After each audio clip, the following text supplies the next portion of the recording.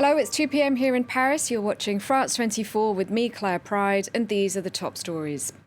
Kamala Harris and Mike Pence clash in a debate dominated by the coronavirus pandemic. Their face-off a more serious and policy-heavy affair than the first presidential debate.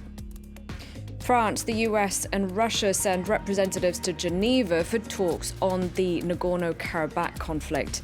The fighting in and around the disputed region now in its 12th day. And US poet Louise Gluck wins the 2020 Nobel Prize for Literature. Find out more in our culture segment after the news with Catherine Kadir-Clifford.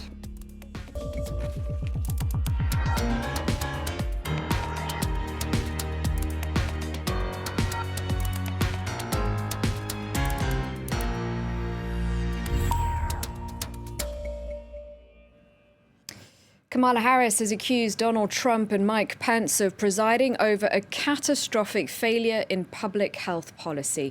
This in the first and only vice presidential debate. Pence forcefully defending Trump's handling of the coronavirus crisis. The two candidates were 12 feet apart and separated by plexiglass barriers. Now, Donald Trump and Joe Biden are in their 70s, but when asked about the chance of them taking over the presidency, both Harris and Pence skirted the issue. Yuka Roya reports. US vice presidential hopefuls face off against each other, separated by two plexiglass panels. Sparks flew from the outset, with Kamala Harris pulling no punches over the government's handling of COVID-19.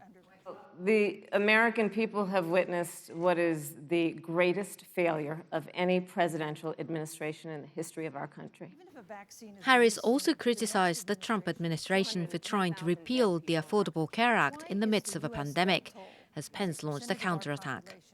Joe Biden and Kamala Harris consistently talk about mandates, and not just mandates with the coronavirus, but a government takeover of health care. We're about freedom and respecting the freedom of the American people. Although they frequently clashed, the duo were a lot calmer than Donald Trump and Joe Biden last week. In stark contrast to the chaotic presidential debate, Pence and Harris focused on policies rather than personal attacks, defending their positions on a wide range of issues, including a recent trade war with China.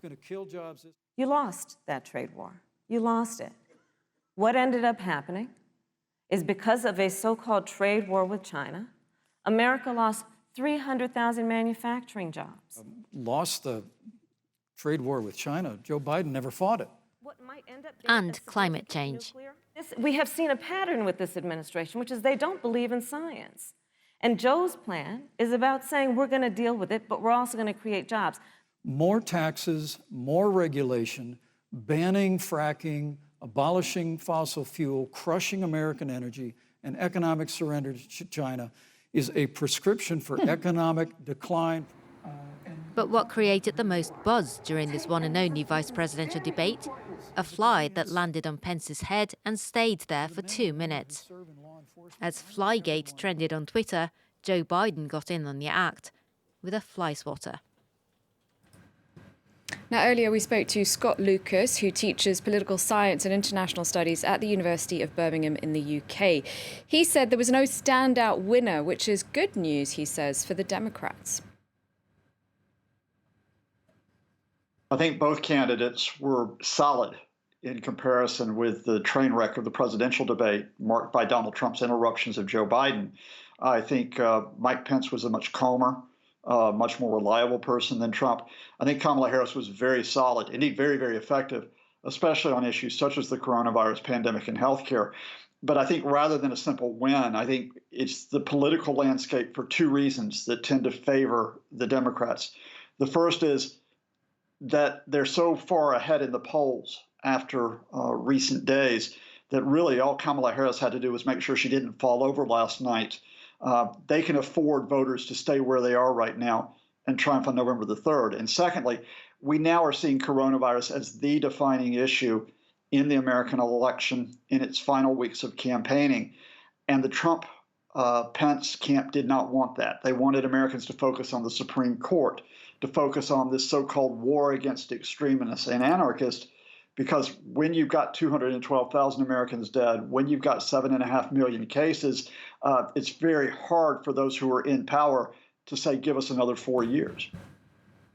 Now, Donald Trump, meanwhile, continues to downplay COVID-19. A couple of days after leaving hospital, the US president called his infection a blessing from God in a video posted on Twitter on Wednesday, and he touted an unproven and experimental drug as a cure. Peter O'Brien reports. Donald Trump feels like a new man, thanks, he says, to an experimental antiviral cocktail made by Regeneron. I think this was a blessing from God that I caught it. This was a blessing in disguise. I caught it. I heard about this drug. I said, let me take it. It was my suggestion. I said, let me take it.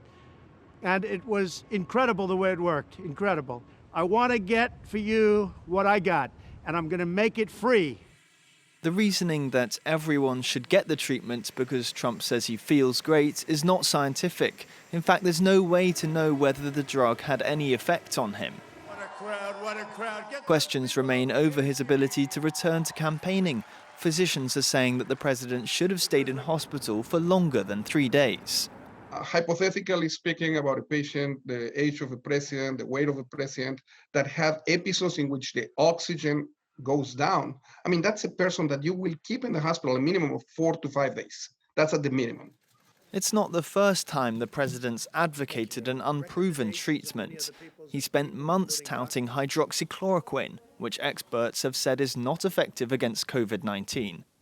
Results from an initial test of Regeneron's antibody therapy on 275 people were very promising, but it's still in early clinical trials.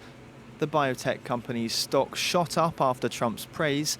It's applied for emergency authorization from the Food and Drug Administration to start distribution.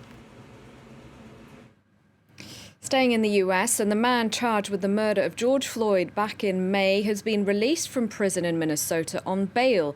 Derek Chauvin posting a $1 million bond. Now, all 4 officers accused in connection with the killing that sparked nationwide protests are free until their trial next year. Moving on to France, the US and Russia sending representatives to Geneva for talks on the Nagorno-Karabakh conflict. Azerbaijan's foreign minister is due to attend those talks, while his Armenian counterpart is expected to meet the same international mediators in Moscow next week on Monday. France, the US and Russia have jointly condemned the violence, which is now in its 12th day. Areas outside of Nagorno-Karabakh have been affected, with Azerbaijan saying this Thursday that the city of Ganja has been shelled again. Catherine Norris-Trent has been covering the conflict for us from Azerbaijan. She's been talking to officials in Baku about the talks in Geneva. We've been speaking with officials behind the scenes who say that, their foreign minister, Ceyhun Bayramov, is in Geneva for talks. But one of the first things he'll be doing is talking about the structure of the mediation process itself. So he is going to be talking about the chairing of the OSCE Minsk Group, the Organization for Security and Cooperation in Europe, which for 30 years has been trying to oversee mediation efforts, and it's chaired by the US, Russia and France. And officials here in Baku are very unhappy about France's involvement. They're unhappy about Emmanuel Macron's pronouncements on Turkey, what they perceive as his support for Armenia. So they're going to be asking perhaps questions about that very structure. So it's going to be a slow process diplomatically, I think we can gather from that. There are going to be no head-to-head meetings, we believe, between Armenian officials and Azeri officials. We're told the Azeri foreign minister is set to be in Geneva for 2 to 3 days, and we'll try and get more on what's going on behind the scenes there. Now, Gulliver Cragg has been covering the conflict for us from Armenia, and he joins me now. Gulliver, are the talks in Geneva having any impact at all on the ground and the battlefield? Well, as far as I can hear from people in Stepanakert. Today has perhaps been calmer than yesterday or the day before during the day, but the city was pummeled with artillery fire during the night, and the city is very, very substantially damaged. Now I've seen lots of photographs and videos showing very substantial damage to Stepanakert and also to the city of Shushi, also in Nagorno-Karabakh, where a large church was hit today, and as a resident of Stepanakert pointed out to me, the two mosques in the city were not hit, which suggests that the Azerbaijani side knows pretty well what it is hitting and is able to be reasonably precise. The Armenians' position regarding these talks is that they want a ceasefire first and talks later, and that's why the Armenian government has said that it is not the appropriate time for the two foreign ministers to be meeting. The spokeswoman for Nikol Pashinyan, the Armenian Prime Minister, told me that she saw these meetings that are happening in Geneva today and then in Moscow on Monday as more meetings between the mediators for them to look at how they are supposed to try to help with fixing this situation. Gulliver, many people have been displaced by the fighting. Some of them, I understand, where you are now. Tell us what you've been hearing from them and seeing. Yeah, well, Goris is basically the first town that you get to inside Armenia proper, coming from Nagorno-Karabakh, and so it's the first place where people who are fleeing Nagorno-Karabakh wind up. All the hotels in the town are full with people who fled the fighting in Nagorno-Karabakh or other people who are helping them, and of course quite a lot of journalists. But the people at the reception of the hotel where we managed to find rooms free said that we were very lucky to find free rooms with them, because up until this morning they had some people who had fled Nagorno-Karabakh, some people who were working as drivers for the people who were fleeing, and one soldier who headed back to Nagorno-Karabakh this morning, while all the others headed on towards Yerevan, freeing up the rooms. The hotels are giving their rooms up for free to people who are fleeing Nagorno-Karabakh, and not only here in Goris, as I understand it, all over Armenia there are hotels that are offering rooms for free, and also families who are throwing open their homes in order to give these people somewhere to stay. But that's of course a short-term solution. It's not a solution for the longer term, and without a ceasefire these people can't really go back to Nagorno-Karabakh, and also many of them have had their homes destroyed or severely damaged, so it's looking to be a very, very difficult winter for these people coming up. All right, thank you very much indeed for that update, Gulliver Cragg reporting.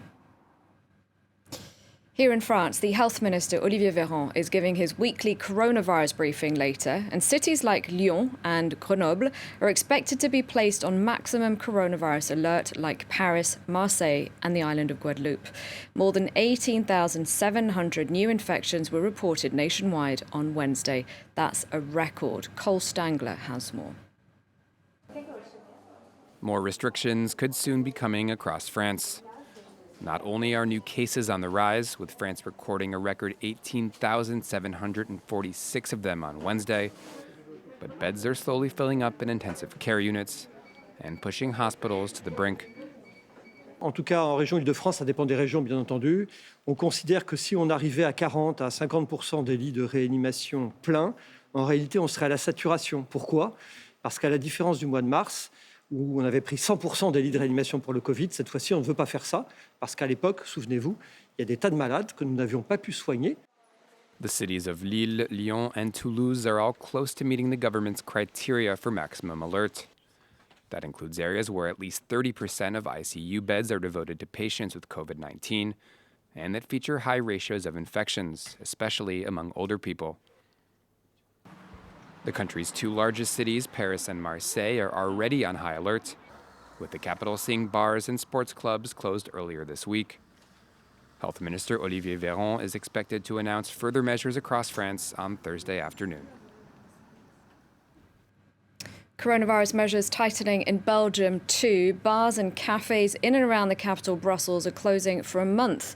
Over the last week, the number of new infections daily has gone up by an average of 2,500. Earlier this week, the government also said that residents would be limited to having just 3 people in their bubble, so to speak, meaning 3 people who had close contact outside of their home.